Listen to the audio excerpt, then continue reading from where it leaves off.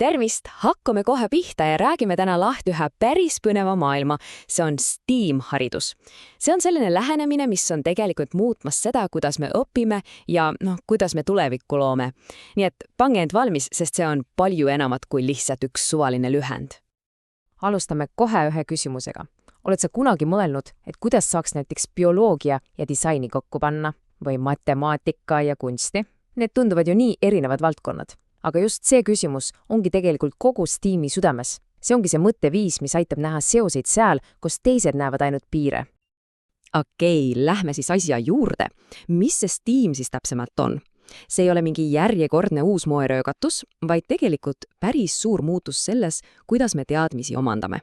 See on viis näha maailma ühe suure tervikuna, mitte hunniku eraldiseisvate õppeainetena. Ja siin ongi see lühend nüüd lahti harutatud. Iga täht tähistab üde valdkonda, eks ole, teadus, tehnoloogia, inseneeria, kunst ja matemaatika. Aga see tõeline maagia ei peitu mitte nendes tähtedes eraldi, vaid selles, kuidas nad kokku saavad. Kogu eesmärk ongi näidata, kuidas need asjad päriselus tegelikult käsikäes käivad. Nüüd aga vaatame natuke ajas tagasi. Kuidas see kõik üldse alguse sai? See kontseptsioon ei sündinud sugugi üleöö tellisena, nagu me seda täna tunneme. Sellel on oma päris huvitav arengulugu. Kõik sai alguse juba 2000ndate alguses, kui räägiti STEM-ist. See keskendus siis 4 tehnilisele valdkonnale. Aga üsna pea saadi aru, et oot, midagi on nagu puudu. Midagi väga olulist, mis paneks selle tõelise uuenduslikkuse ja innovatsiooni käima.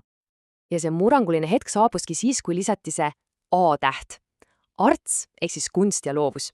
Ja see polnud lihtsalt ühe aine lisamine. Kaugel sellest.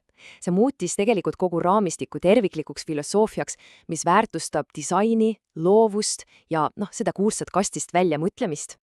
Aga miks me sellest kõigest just täna räägime?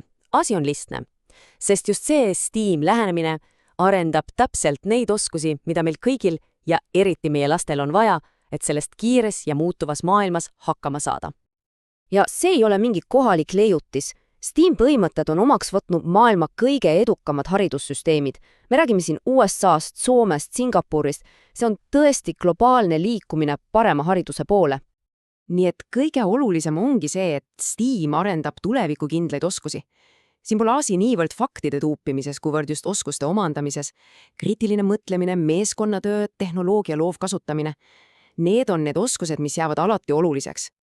Ja siin on üks väga-väga oluline mõte. STEAM ei tähenda õpilastele või õpetajatele mingit lisakoormust. See ei ole veel üks aine tunniplaanis.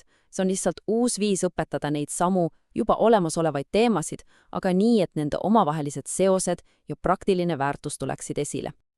Ja milline see siis õpilase jaoks välja näeb?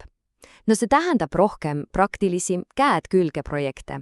See tähendab rohkem iseseisvat avastamisrõõmu ja mis kõige tähtsam, õppimine muutub palju motiveerivamaks, sest lapsed näevad oma tegevusel reaalset mõtet ja tulemust. Okei, toome nüüd selle suure ja globaalse kontseptsiooni siia koju kätte, meie oma kogukonda. Kuidas see kõik meid siin Eestis puudutab?